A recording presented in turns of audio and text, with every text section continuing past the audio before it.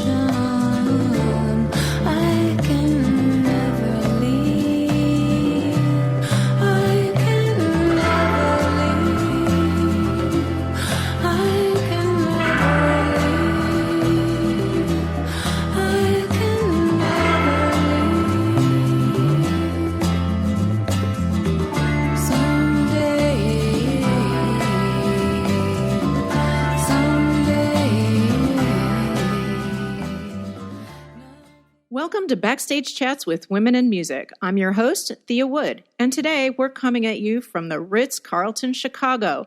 It's a sunny, breezy day, the perfect weather for interviewing today's guest. She's the thinking girl singer-songwriter who personifies that perfect balance of strength and femininity. Welcome to the show, Leslie Nuss. Oh, thank you, Thea. I'm glad to be here. Well, we're glad to have you here. I know it's been kind of a wild Friday. It is Friday today while we're podcasting. And I'm looking forward to the weekend and just jumping right in with the Shakedown, which is a great way for our audience members to get to know our special guests. We ask everybody these short answer questions. First question, who was your first concert? It was Queen with Billy Squier opening. I went with actually somebody from my youth group. And I remember buying a joint from the person next to me.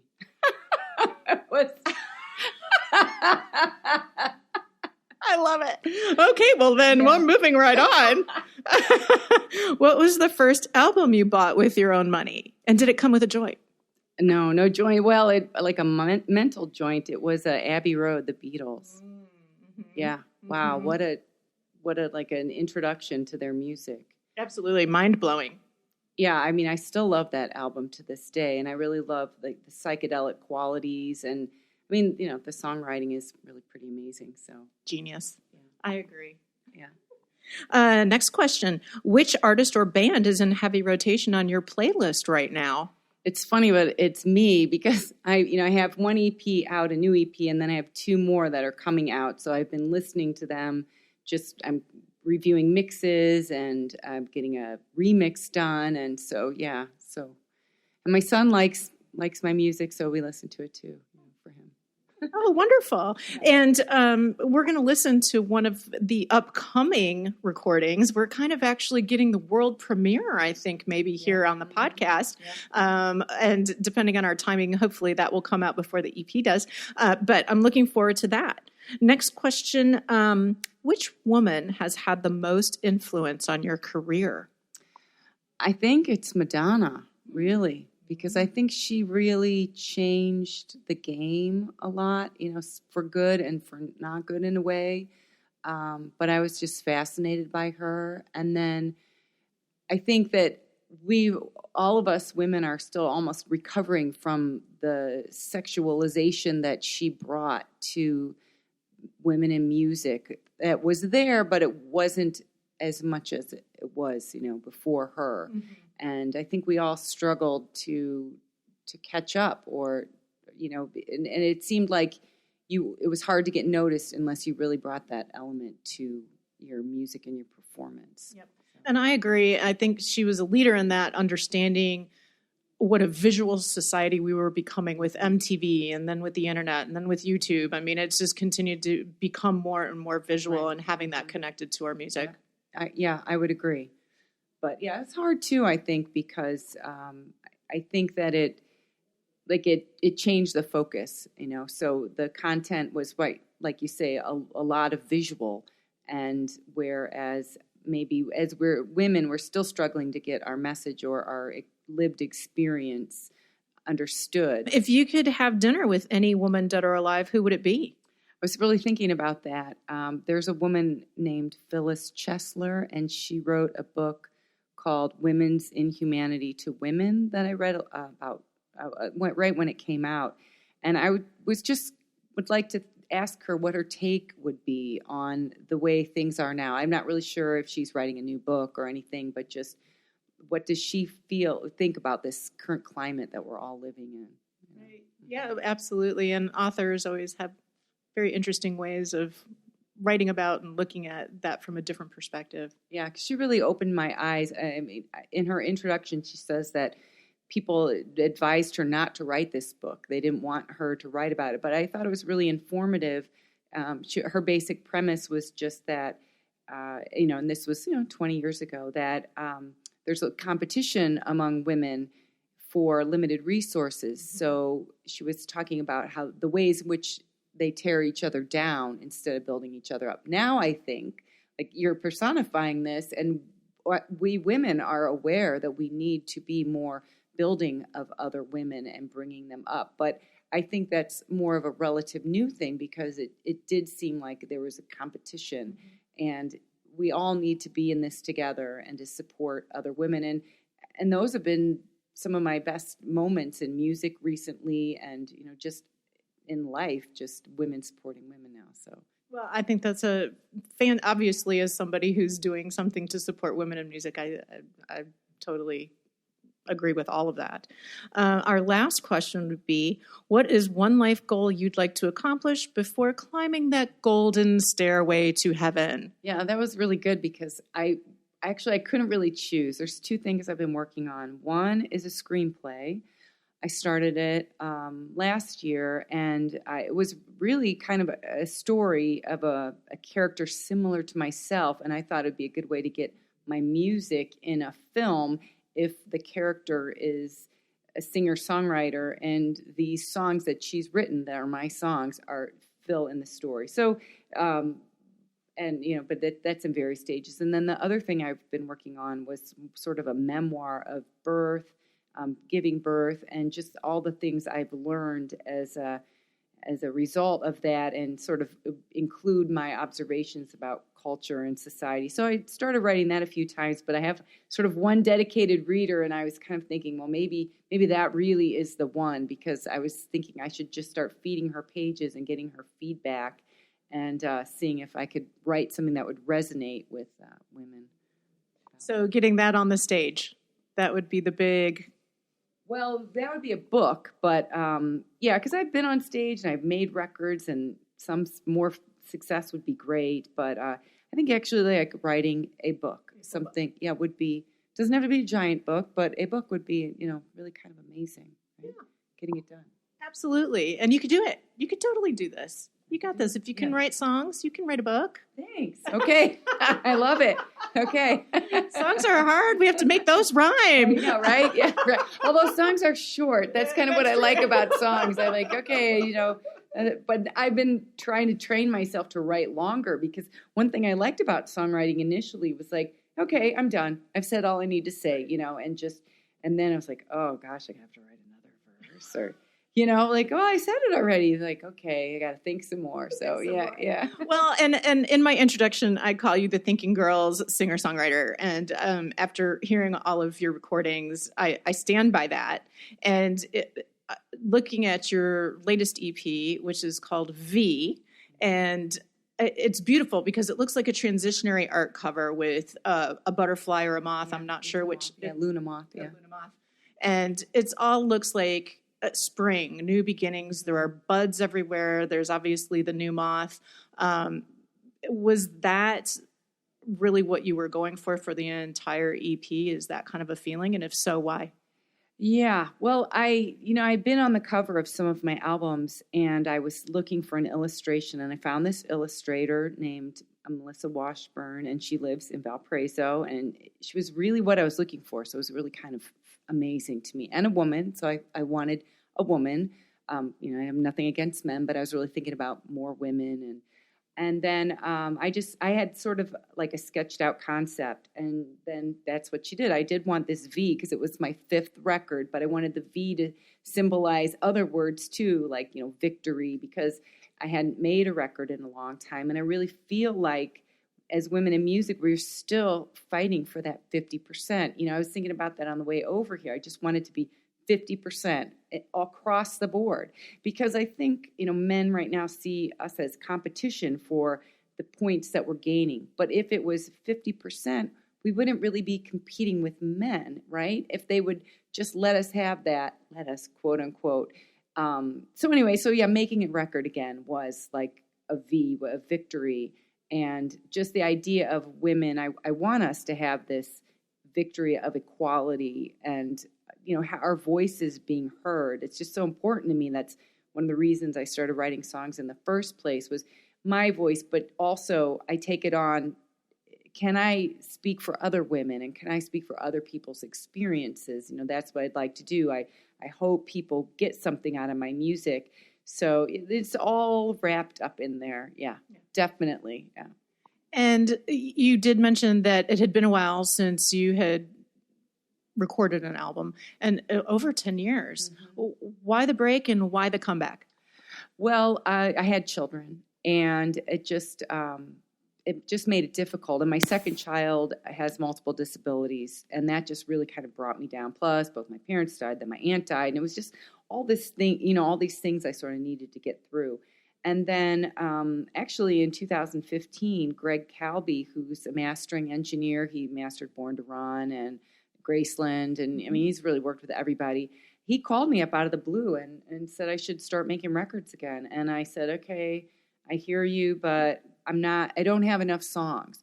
So I had, 4 or 5 songs I started writing again, because I started a band called Specs with some other local people, and we started playing out. And then I had to kind of think about, what am I going to say and what kind of songs am I going to write? So I had to write. And then I started recording in 2016. And it just took a while, because it was really this whirlwind of experiences that I had. And I started in New York with Kyle Pass producing.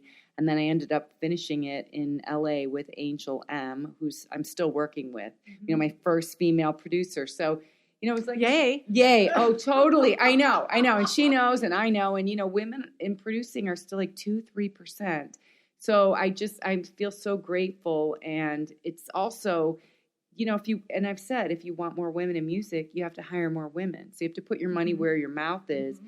And also, Angel she's been great to work with. I love the vibe of her studio. She's really good at getting an intimate vocal, which I think is really important. And I didn't really quite understand the difference between a male producer getting a performance out of a woman and a female producer, but there can be a difference. And I've loved all my male producers, but this was just kind of nice for me and intimate. So so yeah. That's how it worked out. Yeah. And I spoke earlier about that, the balance of the strength and the femininity, and Action Hero Superstar came out in 2001. That was an album that first of all, just the name of it invokes personal power. Right. And then your cover photo where you kind of have almost like this punch fist kind of going out, ready to take it on. This was your first album that came out after you were the victim of a random act of violence. Right. And I was hoping that maybe you could share that experience with our audience and how it affected your perspective on music and life.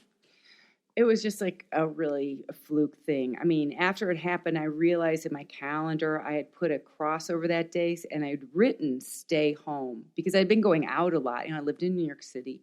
I went to the movies with a friend, and it was a gang initiation. It was for a girl. She was a teenager. And there were some words that went back and forth between us, and I guess it was a box cutter. She slashed my face. But I thought she punched me, and I was so angry that I grabbed her, which was ridiculous. And she was just hacking at my face until I heard her cut my head. And I thought, wow, that sounds like cutting open a cardboard box, because I make stuff, so I knew what that sound was like. I put my hand up, and it was covered in hair and blood, and I just started screaming. And she took off, threw the knife, and it involved a whole bunch of people. There was somebody who got her. There was another person who came to my aid. I ended up having to go to the hospital, and they were not giving me any triage. And so I got off the table, and I looked in the mirror, and I started screaming because I thought she'd cut a piece of my nose out, and I just freaked out. Oh. And so I told my friend, we're leaving in a taxi. He found a plastic surgeon at Beth Israel. We took a cab down there. I ended up, luckily there was a guy on call. He sewed me up really well. It was 2 cuts by my eye, 2 cuts on my nose, and 2 cuts on my head. And I don't know if she was trying to blind me, but it's possible, that's some kind of a thing. And, it was really kind of horrifying because I had to go and pick her out in a lineup. That was traumatic because, if I didn't pick her, she would go free. And I had all this angst about what should be done to her. She was young. Should she be punished? I'm not even Catholic. I went to see a Catholic priest. He said she should because she didn't respect life and she could have killed me. And so, I just stayed with the case. She ended up getting just 4 months in juvie, I guess, because she was young and it was her first offense. And they assured me that was, significant. I just didn't want her to hurt anybody. So I ended up going to one of her court appearances. I gave her a present. You gave her a book, didn't you? I did. I gave her a book about butterflies, and she was Hispanic, and it was in Spanish. It was a gift to me, and it was a beautiful book, and I didn't want to give it up, but I thought, you know what? This is something for me. And I went and I told her I just didn't want her to ever hurt anybody again, because I kept thinking, I don't want to be some stepping stone to murder, right. What can I do? I'm not really sure, because you read about prison or whatever. Do people get better, or is that harmful? And I told her, I said, because she said she didn't cut me with a knife. She cut me with a ring. But people said they saw her throw something, but they couldn't recover it. So I said, you owe me an apology. You could have blinded me, and I wouldn't have been able to work as a designer. I didn't think, I'd be blind in one eye. And I said, you lied too. You said you didn't cut me with a knife. And, I know you did. And I said, I want you to get married. I want you to have kids. I want you to, find yourself. Just don't ever hurt anybody again. And, how did she take that? Well, she was at that time, maybe she had turned 16. I don't know. So she had her head down, but I gave her the book. I remember her public defender, was this guy with these long dreadlocks. He looked like a super cool dude. And I think he was stunned. And a friend of mine flew in from Chicago just to give me moral support. And she said basically everybody in the room, because there was multiple cases going on, stopped, because I didn't know what was going on. I'm just talking. And she just said that she could figure out which ones were her parents or her mom, and they were staring. And I kind of remember the judge or whatever who was behind, standing in front, facing me, just kind of with their mouths open. I don't know how often that happens, but they did say I could go and give a victim statement. And I just, I was glad I did because I didn't want this to be, I didn't want to be so changed by it that it made me like a bad, like such a, I don't know, bitter person. Right. And because I remember like they said that I could go see a court-appointed therapist. And I remember I went to see this guy just one time and he goes, well, you might never get over it. Mm-hmm. And I remember thinking like, well, how helpful was that? Like, and so I didn't. Why am I here? Yeah, I mean, I wanted to get, so like I'd forced myself to go on the subway right away, and I had like 2 black eyes or something, and and I just thought like I don't want this to make me less of a person. So that's when, then I started thinking about making another record, and I went on a writing retreat up in the Berkshires. I think in Massachusetts, I had friends who had a house up there, and I rented it, and I wrote some songs, and I just thought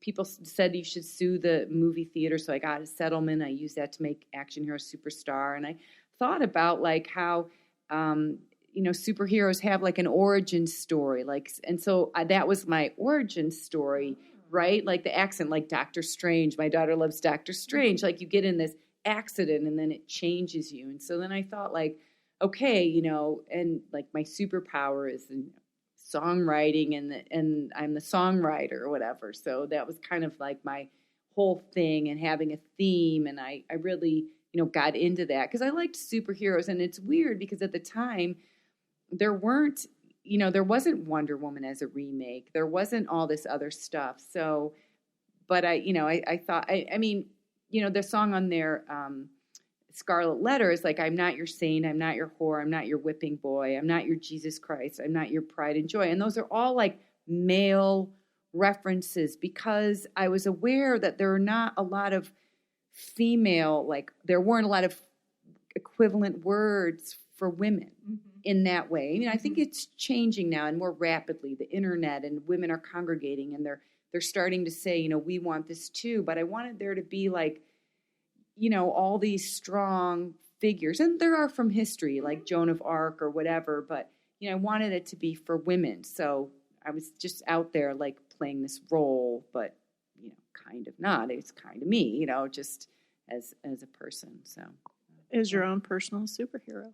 And then you followed, so one of the songs from that album, Action Hero Superstar, was called No Ordinary Lover, and it became a movie soundtrack song for an independent film called Indian Cowboy. Yeah. And how did that connection happen?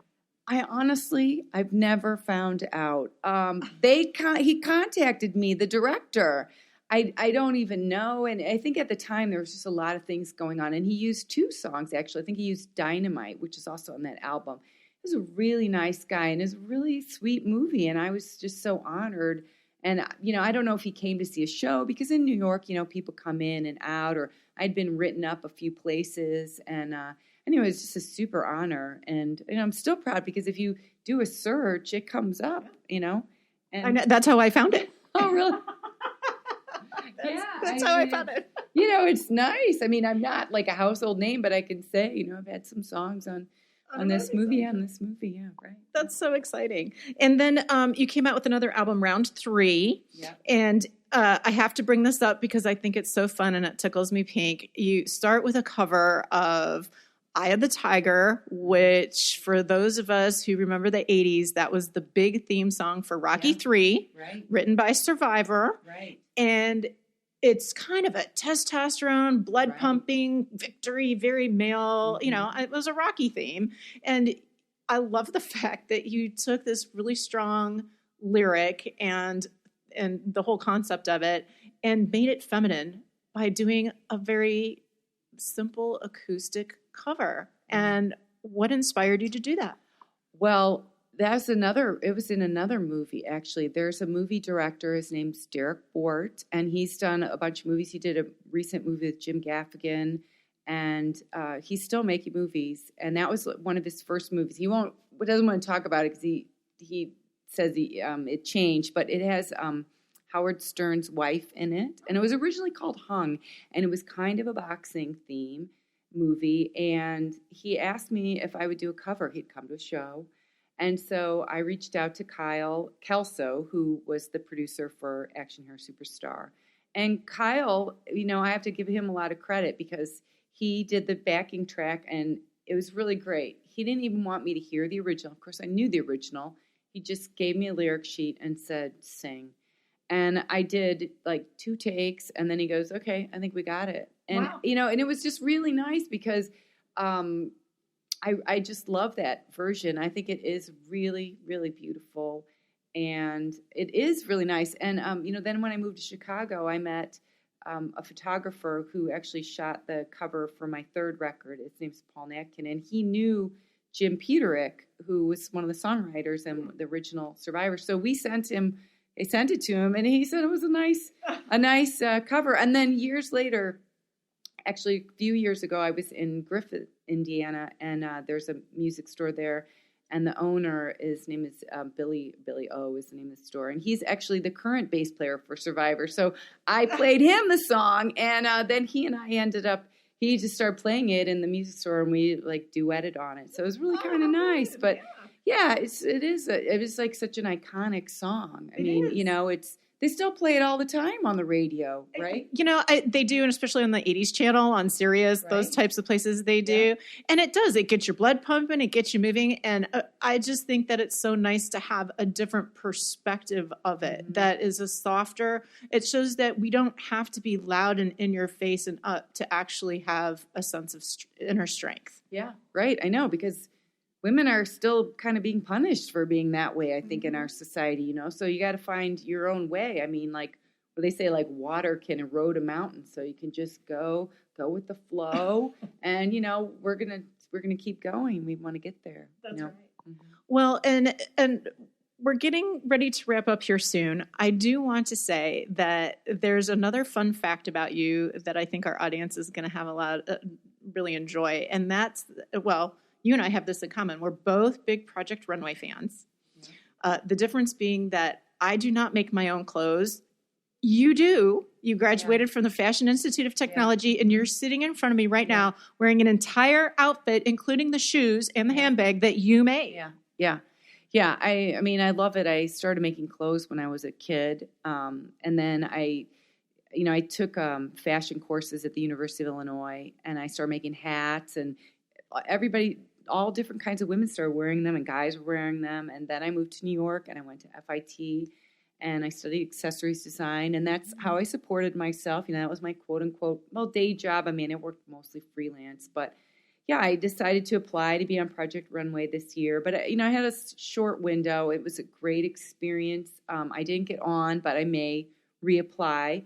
But actually, I mean, I really got a lot out of just the application process. It was intense. There was so many photographs, and they had to be labeled a certain way, and so many questions. But, one of the questions is about a capsule collection. So right now I'm still actually working on a capsule collection, and I'm really thinking about it like this dress is sort of a prototype, because I want to make, this basic collection that's basically kind of simple to make, so it can be made in the U.S., flattering for a lot of figures, it kind of easy to carry, makes women feel powerful, because when I was younger, like the Madonna influence, I performed a lot, like, in slips and things like that. But now I want to be a little bit more covered up or look more powerful in a different way. I mean, I've worn capes on stage too, and bags, because, being an accessories designer, I've always made a lot of bags.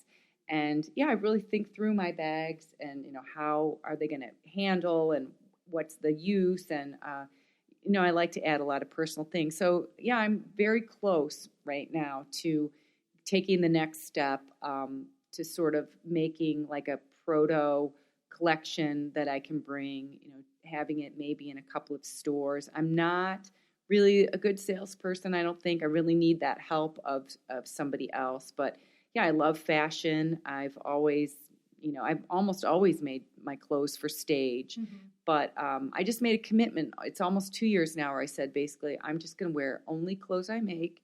And it was also a way to pare down my wardrobe, simplify, make do. I really went through a lot. Like, if I only have 3 pairs of pants, because that's all I have time to make, what are they going to be? And what am I longing for that I'm missing? So I think it's actually just also asking me a lot of questions, like being more present to what I'm wearing. I wear a lot of T-shirts. I do a lot of silk screening. So that's, that's cool too. But yeah, I've been having a lot of fun with it. So it looks like it. And by the way, the dress is beautiful. The shoes are fun. They're little metallic slip-ons that are adorable. We've got what looks like a denim bag, denim tote that carries everything. Looks lightweight, which now that I'm older, 100% like the lightweight, right? I think certain designers are trying to put us in traction or something because things get so heavy. I know, and I think, because women, bags are beautiful. I love bags, and hardware's heavy. And I've said for years, I don't like bags that are what I say heavy empty. If they're already heavy,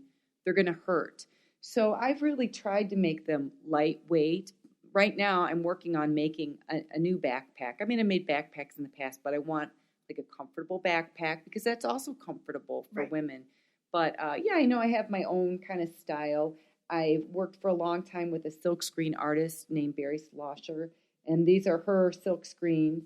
And I love it. She's like primarily denim, works with denim, and we had a lot of fun doing it. So I've got that, and some leather. I have made a lot of like vegan kind of bags, but I've worked with leather also. Sure. And I well, maybe you can design a really lightweight guitar case. Yeah, I did, and I made one for my daughter when she got a guitar because it didn't come with a case. So I made her like one. It was actually really kind of a fun project. But I know I've made some belt or some guitar straps also, and very cool. So are these going to be available for purchase online somewhere where people might be able to see your designs, or we're not there yet? Well, I do have an Etsy store, but I haven't been super active. But maybe you're just going to get me there, and I'll get there, and we'll have a link.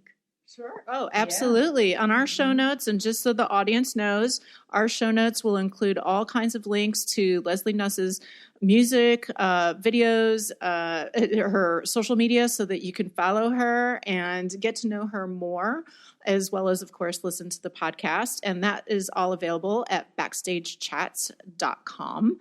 And as we are a donation-driven organization that is produced by Backstage Chats Foundation, and we're on a mission to amplify the voices and careers of women in music like Leslie Nuss. And I just want to thank you so much for taking the time to come here today at the beautiful Ritz-Carlton on a great Chicago afternoon.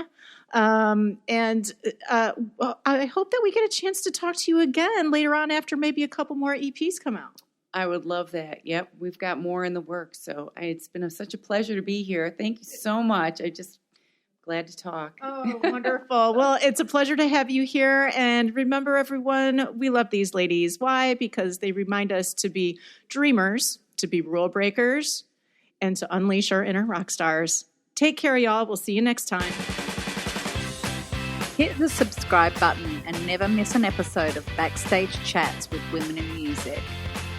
This podcast is a production of the Backstage Chats Foundation, a non-profit that is on a mission to eliminate gender disparity in the music industry by amplifying the voices and careers of women in music.